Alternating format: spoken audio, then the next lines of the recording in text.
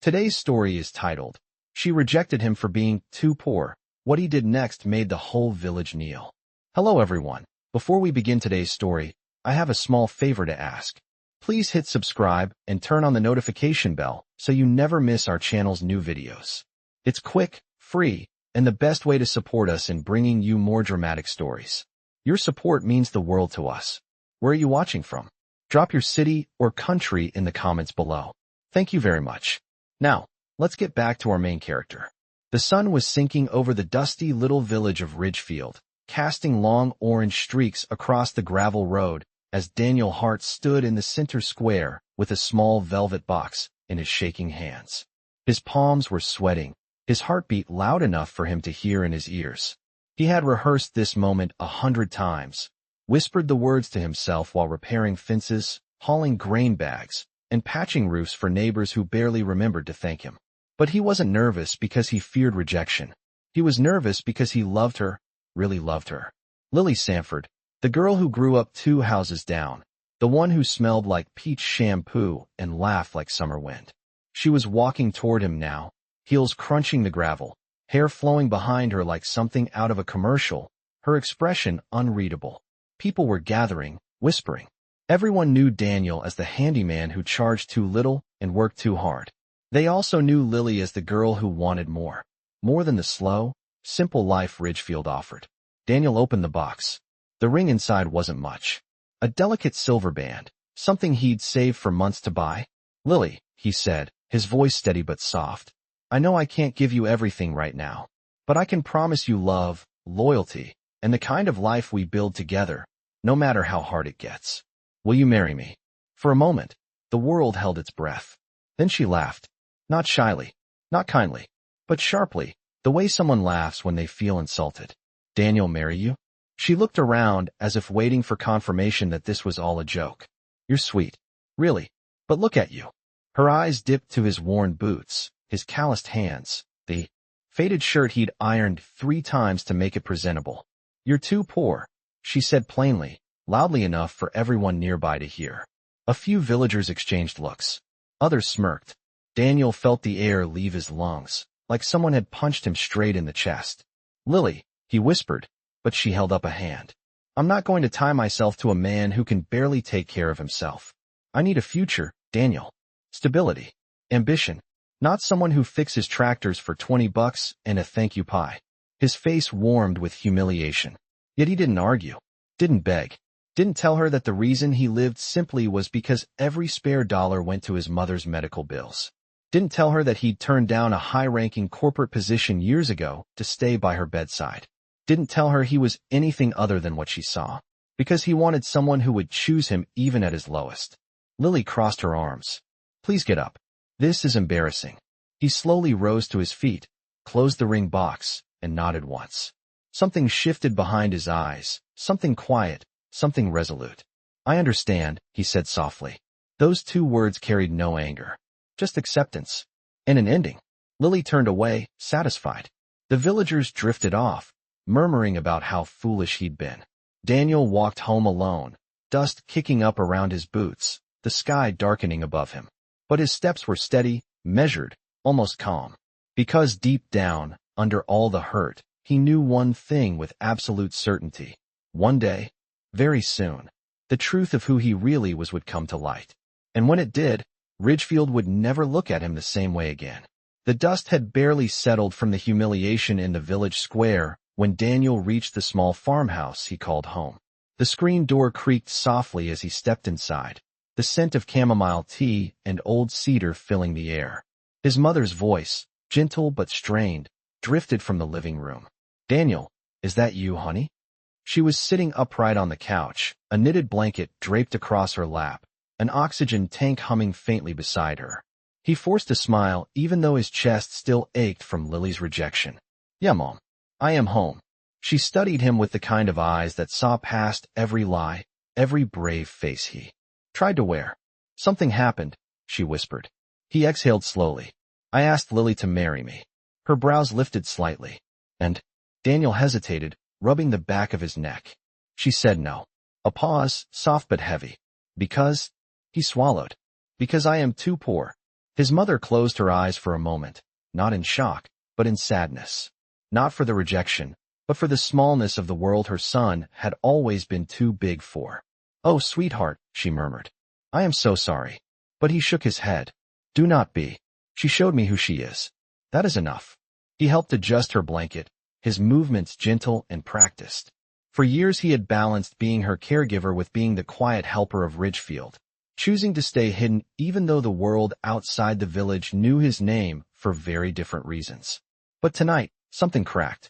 Something shifted. After his mother went to rest, Daniel stepped onto the porch and looked out at the darkened fields stretching across the horizon. Ridgefield was quiet, stars scattered across the sky like salt on velvet. His phone buzzed. A single notification. A message from a contact saved only as Mr. Graham. Daniel hesitated before opening it. "Sir, the board needs your final decision on the Ridgefield agricultural investment. They are expecting you in the city by tomorrow morning. Should I confirm your arrival?" Daniel stared at the glowing screen. For years he had kept his identity buried, choosing anonymity over power, choosing duty over wealth. But Lily's voice replayed in his mind like a cruel echo. "You are too poor." He typed slowly, deliberately. "Confirm it." Another message came almost instantly, as if the sender had been waiting with held breath. "Yes, sir. Cars will be ready at dawn." The next morning, Ridgefield watched him leave without really seeing him. Daniel climbed into the back of a sleek black sedan that looked wildly out of place on the country road. The driver nodded with quiet respect, and the convoy rolled toward the city skyline that shimmered in the distance. In the glass reflection of the window, Daniel barely recognized himself. Not the dusty handyman the village dismissed, but the heir to Hart Industries, a company that quietly controlled some of the largest agricultural developments across several states. A man whose decisions shaped markets, altered harvests, and affected thousands of livelihoods. A man who had chosen humility until humility turned into humiliation. By the time he arrived at the skyscraper that bore his family name, the transformation was complete. Assistants rushed to open doors, executives straightened ties, security personnel hurried to their positions. But Daniel walked through the marble lobby with the same calm he had when fixing a neighbor's broken fence. Money never impressed him. Power never defined him. But respect, dignity, and truth mattered deeply. As the elevator doors closed, he whispered to himself, not in anger, but in clarity, if they only knew who they turned away. And somewhere, miles away, Lily was laughing with her friends, still unaware that the man she had rejected would return with a truth so powerful it would bring the entire village to its knees. I will now return part 3 exactly as requested, continuing seamlessly from part 2, maintaining characters, tone, pacing, and the undercover structure. Here is the complete continuous block, when Daniel stepped into the executive boardroom on the 72nd floor of Hart Industries. The atmosphere shifted instantly. Conversations stopped mid-sentence. Every suit in the room straightened.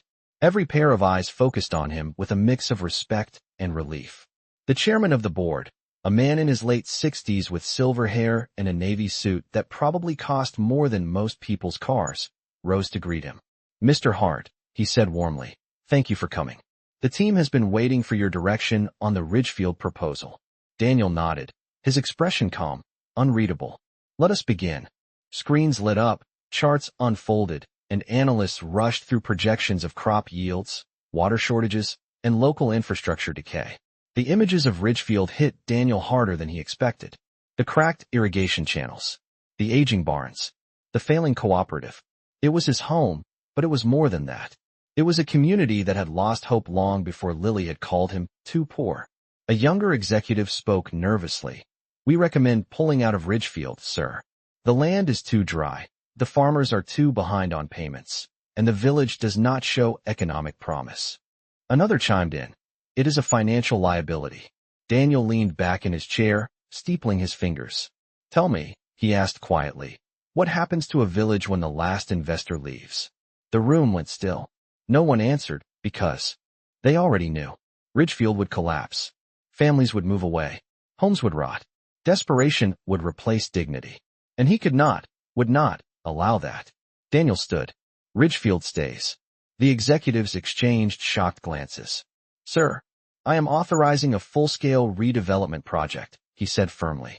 We will rebuild irrigation systems, introduce modern farming technology, repair infrastructure, and fund education programs. No family will be displaced. No farm will be taken. Silence. One of the executives hesitated. With respect, sir, that is an enormous investment. The board will question why you are prioritizing one village so heavily. Daniel's eyes sharpened, the only crack in his calm. Because it is personal. Nobody dared to push further. Within minutes, the room turned from caution to action. Orders were issued.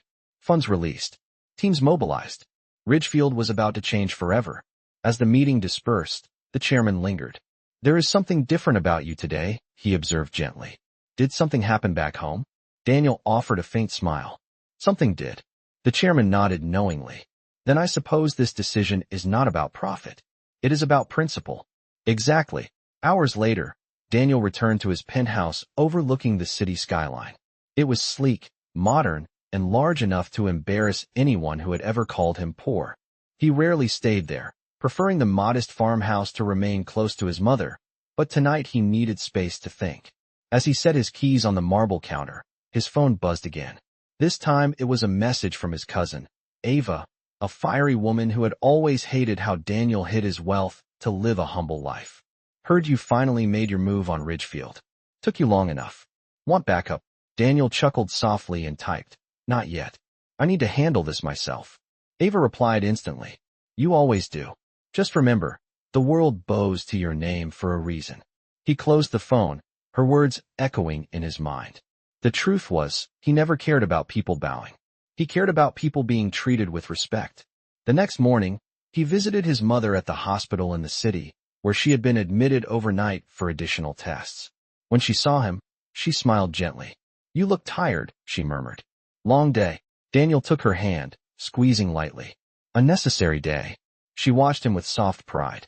Your father would have approved. The weight of those words settled over him like a warm blanket. I hope so, he whispered. As he walked out of the hospital, the sun rising behind him, Daniel knew the next steps.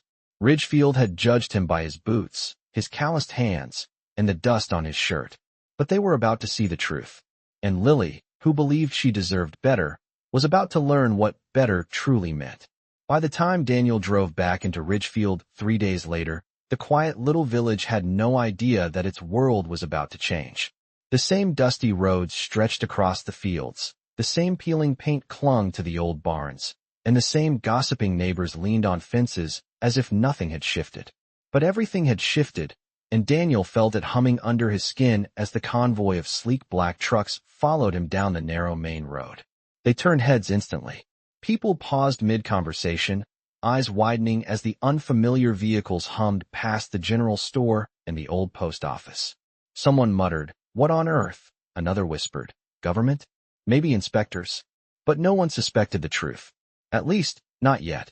Daniel parked at the edge of the square, the same place where Lily had humiliated him just days earlier. His boots touched the gravel, and memories flickered. Her laughter, the sting in her voice, the pitying looks from the crowd. But today, those memories felt distant, like echoes of a different lifetime. A black SUV rolled to a stop behind him, and a tall man in a gray suit stepped out, clipboard in hand. Mr. Hart, sir, he said respectfully, the survey teams are ready. Do you want them to begin assessments immediately? A few villagers overheard and exchanged confused glances. Daniel nodded calmly. Yes. Begin with the irrigation channels. Then the crop rotation fields. Make sure every family is spoken to. No one gets overlooked. The man hurried off. More villagers gathered. Among them was Mr. Sanders, the elderly shop owner who had once paid Daniel with a stale pie instead of cash. Daniel, son, what is all this? Who are these men? Daniel opened his mouth to answer, but before he could, a familiar voice pierced the air. Daniel. Lily stood near the bakery, her eyes wide, her posture stiff. She looked him up and down, taking in the trucks, the suits, the hum of activity. Beginning to sweep through the square. What is happening? She demanded, stepping closer. Daniel offered a neutral smile. Work. She frowned. Work? What kind of work needs all this? She gestured to the convoy, the survey equipment, the men in tailored suits speaking into radios. This looks like a takeover. Daniel met her eyes, calm and patient. It is an investment. Lily let out a confused laugh. Investment? Daniel, you fix tractors. You build fences. You are not an investor. He held her gaze without flinching. People can be more than what you think they are. For a moment, Lily looked shaken, as if the ground beneath her had shifted. Before she could speak, one of the engineers approached. Mr. Hart, sir, the soil analysis equipment is ready. We also have the grant contracts drafted for the farmers. Would you like to review them before distribution? The villagers gasped. Lily's mouth fell open. Mr. Hart, she echoed. Daniel turned slightly, addressing the engineer first. I will review them shortly. Thank you. Then he looked at Lily again. Her face had drained of color. Daniel, what is going on? Why is he calling you that? Daniel did not raise his voice. He did not seek revenge. He simply said the truth he had kept hidden for years. Because it is my name. Her brows furrowed. Your name is Daniel Hart. Yes. As in, Hart Industries. Daniel nodded once. That was all it took. The air changed. Murmurs spread like a wave across the square as the truth hit them with the force of a storm. Daniel Hart. The heir. The man behind some of the largest agricultural investments in the state. The man newspapers had once called the quiet billionaire. Lily stumbled a half-step. But you live in a small farmhouse. Yes. You wear worn-out boots. They are comfortable. You have been fixing fences for free. Some people needed help, he replied simply. She stared at him, trembling. Why did you not say anything? Daniel paused, letting the weight of his answer settle. Because I wanted to be valued for who I am, not what I own. Her face crumpled, realizations crashing into her like cold rain. Before she could speak again, Daniel turned toward the gathering crowd. Ladies and gentlemen, he said clearly, I am here today to rebuild Ridgefield. Not because you deserve it, but because every community deserves a fair chance to rise. And with that, the entire square fell silent as the village slowly began to understand just how wrong they had been. For a long moment, Ridgefield stood frozen, as if the entire village had forgotten how to breathe. The revelation settled over the crowd with the slow, heavy weight of thunder rolling across an open field. Daniel Hart, the billionaire, the heir, the man they had all overlooked, underestimated, or taken advantage of. And now he was standing in the middle of their square, calm as ever, offering them a lifeline they never expected. As the murmurs grew louder, Lily pushed through the crowd, her face pale and strained. Daniel, please can we talk? Her voice trembled the way it never had before, not even when she had rejected him.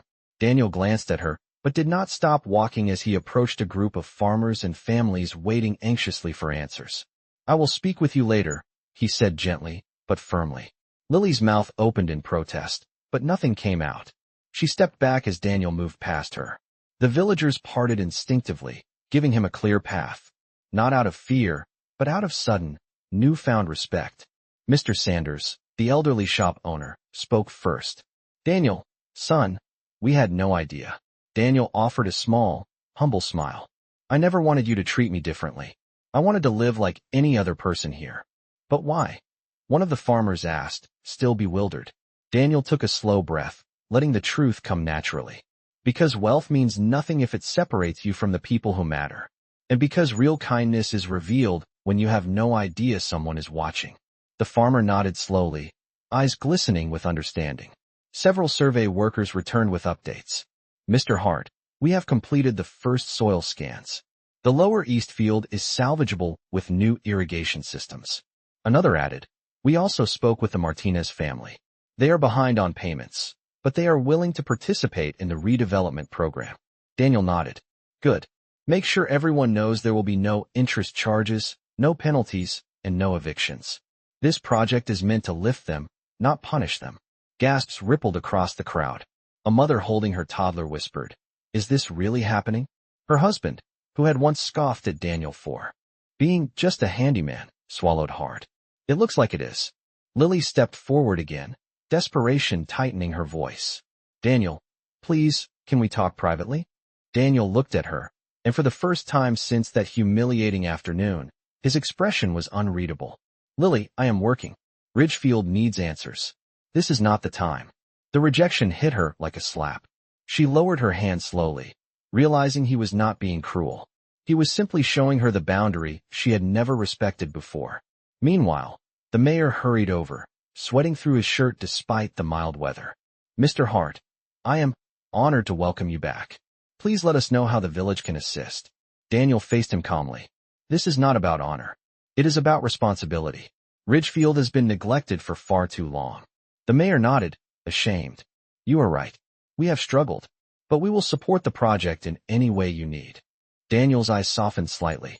"Then start by being transparent with your people. Every decision, every expense, every plan must be open to the public." The mayor blinked, startled. "Of course. Yes, absolutely." As the mayor hurried off, Ava's black SUV rolled into the square. She stepped out wearing sunglasses, heels, and an expression that said she owned the world. Villagers whispered, "Who is that?" Daniel sighed softly as she approached. "I told you I did not need backup." Ava smirked. "And I told you I do not listen well." She looked around at the stunned villagers. "So this is Ridgefield. Cute. Dusty. Kind of smells like hay." Daniel shook his head with a half-smile. "Behave." Ava winked. "No promises." Then her tone softened. "You did the right thing, cousin. This village needed someone to fight for it." Daniel looked at the fields stretching beyond the square, the same fields that had raised him, shaped him, and humbled him. "They need more than a fighter," he said quietly. "They need hope." Ava nodded, her voice dropping to a rare note of sincerity. "Well, you are giving them that." As the sun dipped lower, casting golden light over Ridgefield, Daniel understood something with absolute clarity. This was only the beginning. The village that had once judged him by his boots was finally seeing the man behind them. And soon, they would see even more. In the days that followed, Ridgefield transformed at a pace that stunned everyone. Heavy machinery arrived at sunrise. Engineers mapped out new irrigation lines. Teams moved from house to house, gathering information to tailor support programs. What once felt like a forgotten rural corner was suddenly the center of a massive, coordinated revival effort, all because Daniel Hart had decided it was time to lift the place he once called home. Villagers who had barely noticed him before now watched him with a mix of awe, gratitude, and regret. Children pointed excitedly at the drones scanning the fields. Farmers whispered prayers of thanks. Shop owners polished their windows for the first time in years, eager to welcome what felt like a new era. Through it all, Daniel remained grounded, moving from team to team, personally checking the plans, listening to concerns, and answering questions with the same calm kindness he had always shown as a handyman. Only now, people truly saw him.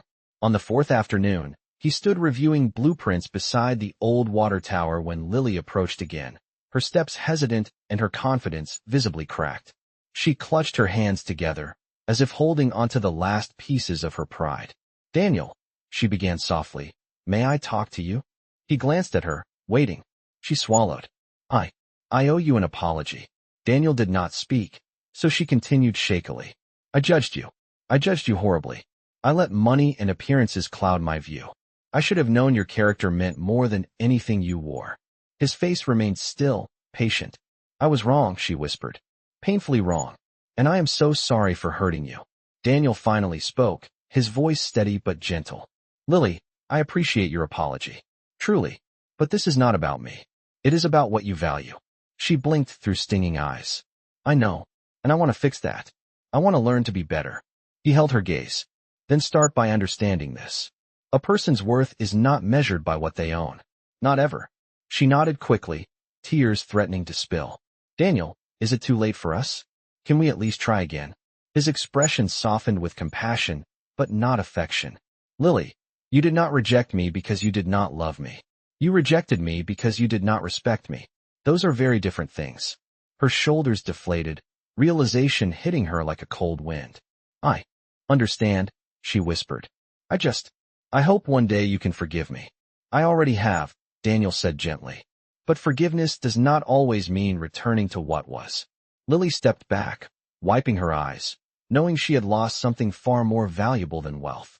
Meanwhile, Ava stepped up beside Daniel, having witnessed the exchange from a distance.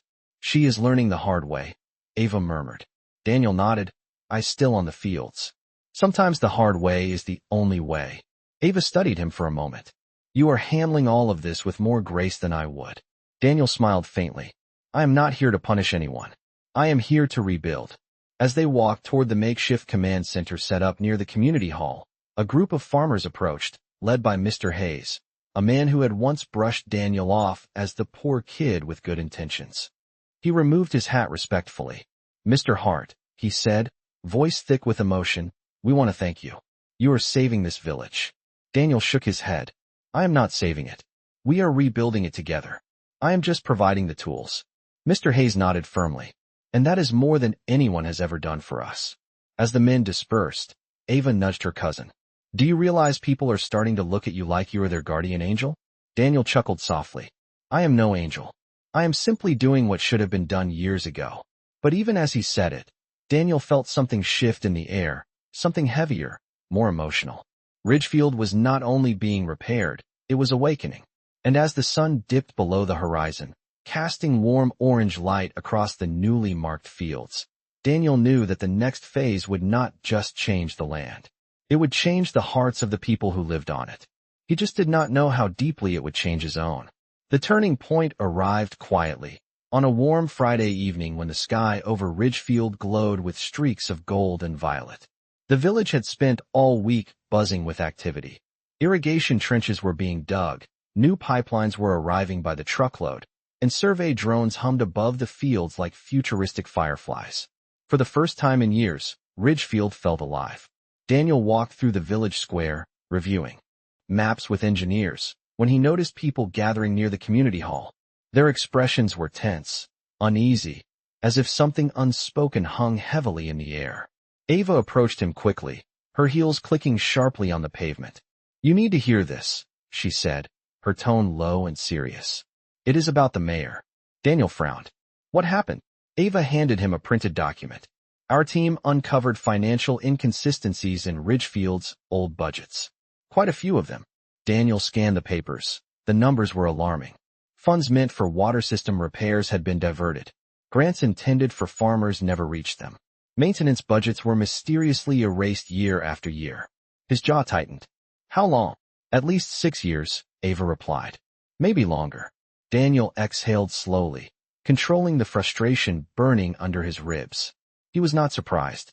He had always sensed something was off in Ridgefield, but he had never imagined the corruption ran this deep. Before he could respond, more villagers gathered, their voices rising with confusion and fear. The mayor finally stepped out of the hall, sweating heavily despite the cool air. Ladies and gentlemen, please remain calm. There is no need to panic, he said unconvincingly. Mr. Hayes stepped forward. You stole from us, he said sharply. Our farms, our water supply, our livelihoods.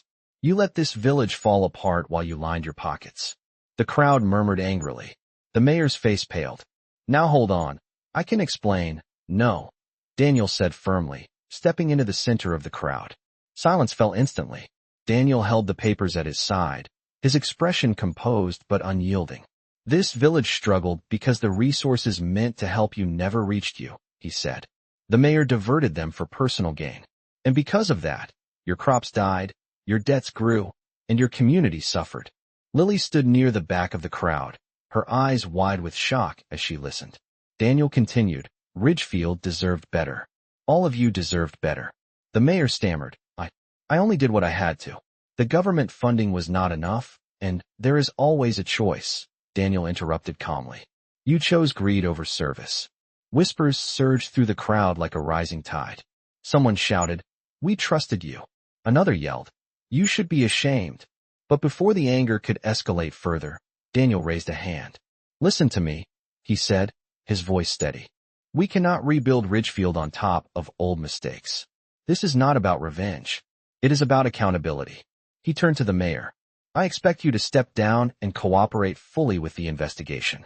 Hart Industries will support a temporary leadership council elected by the people. From this day forward, Ridgefield will be run with transparency and honesty. The mayor swallowed hard, defeated. I will resign. The villagers erupted into surprised gasps, some relieved, some furious, but all stunned. Lily stared at Daniel as if seeing him for the first time, not as the man she had dismissed, but as a leader with calm authority and unwavering principles.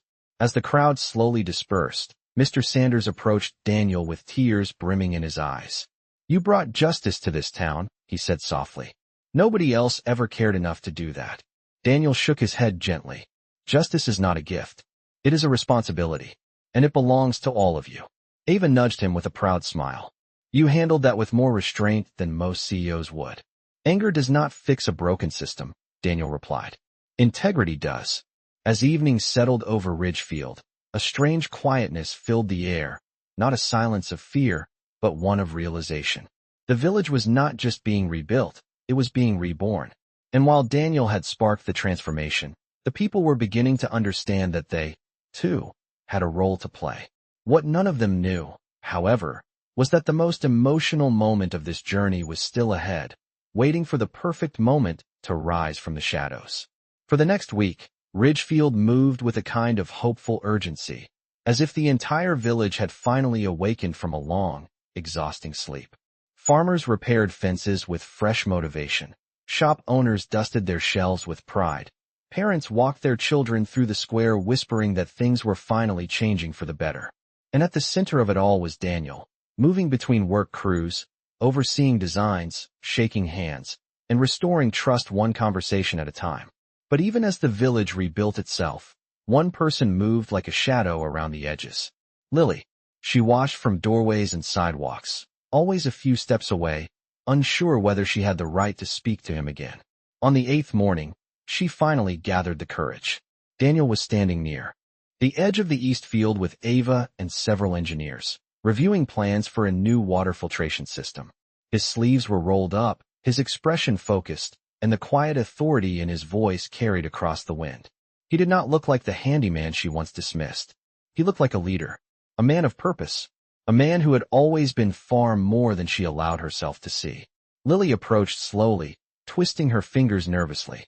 "Daniel," she said softly. The group turned. Ava raised an eyebrow, immediately recognizing tension. Daniel offered a polite nod. "Lily." She swallowed. "May I have a moment?" Ava gave Daniel a questioning look. He nodded slightly. "Go ahead with the filtration setup. I will join you in a minute." As the team walked away, Lily stepped closer, her voice trembling.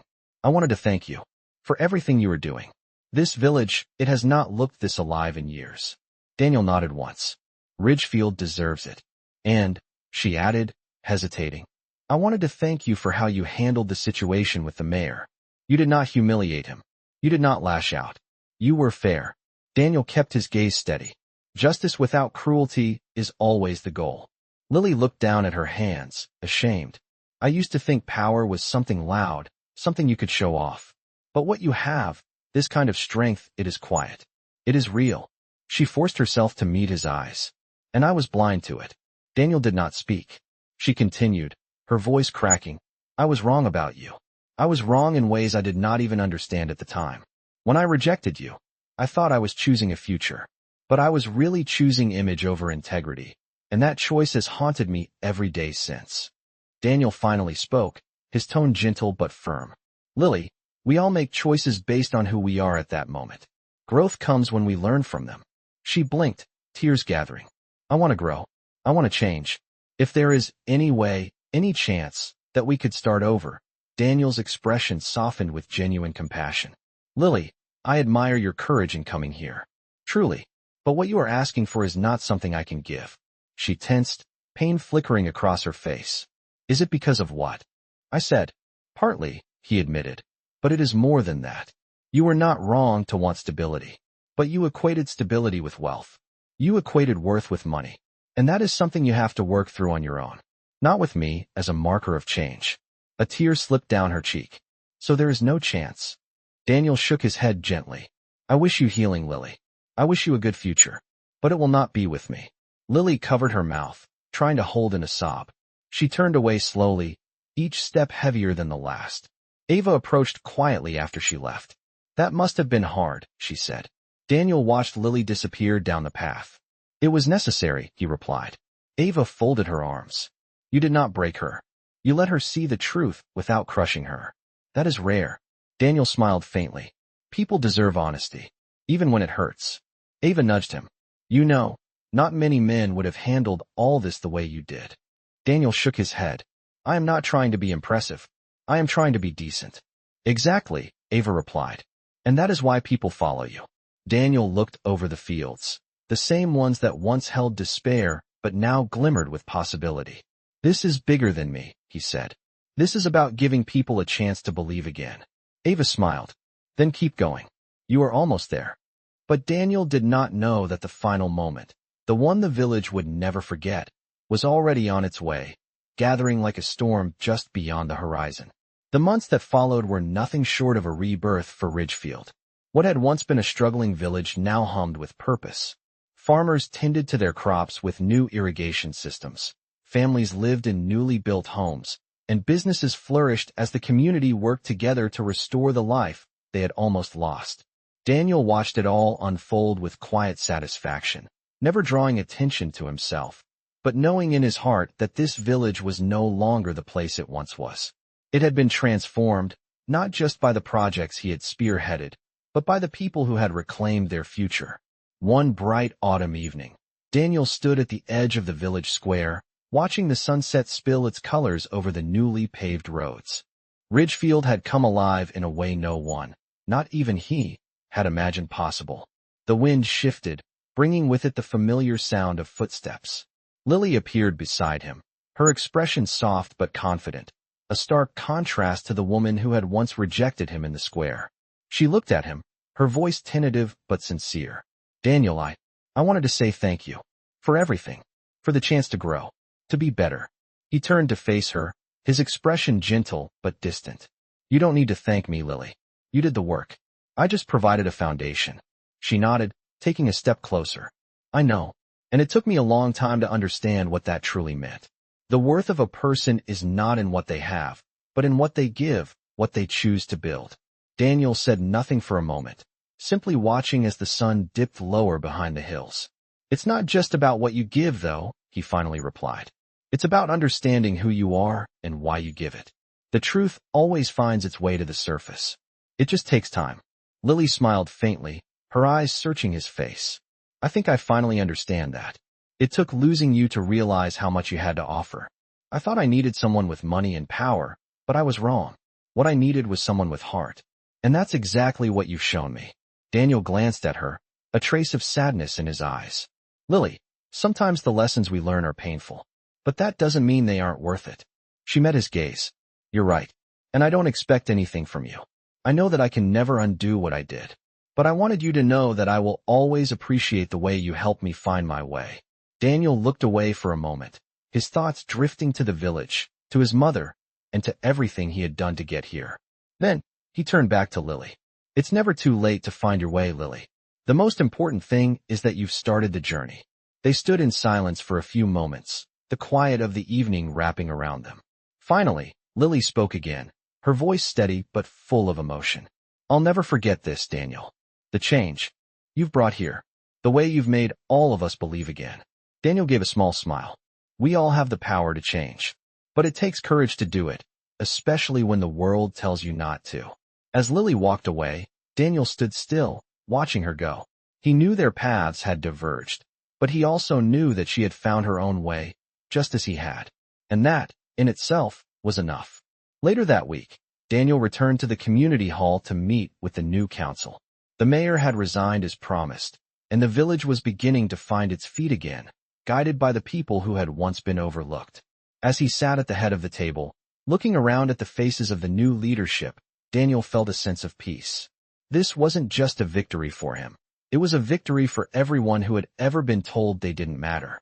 For everyone who had been overlooked, dismissed, or left behind. Ridgefield had become more than just a village. It had become a symbol of hope, resilience, and the power of belief. The new mayor stood up, offering Daniel a warm, respectful nod. Daniel, thank you again for everything. You've made a difference here, and we won't forget it. Daniel stood, nodding back. I didn't do this for thanks. I did it because it needed to be done. Now, it's up to all of you to continue the work. As the meeting ended and the council members began to leave, Daniel stood by the window, looking out at the village square. It had come full circle. What once was a place of quiet despair was now a place of quiet strength. And as the sun set over Ridgefield, Daniel knew that this was only the beginning. There was still more work to be done, but it was no longer just his to carry. The village had found its own heartbeat again, and together, they would move forward.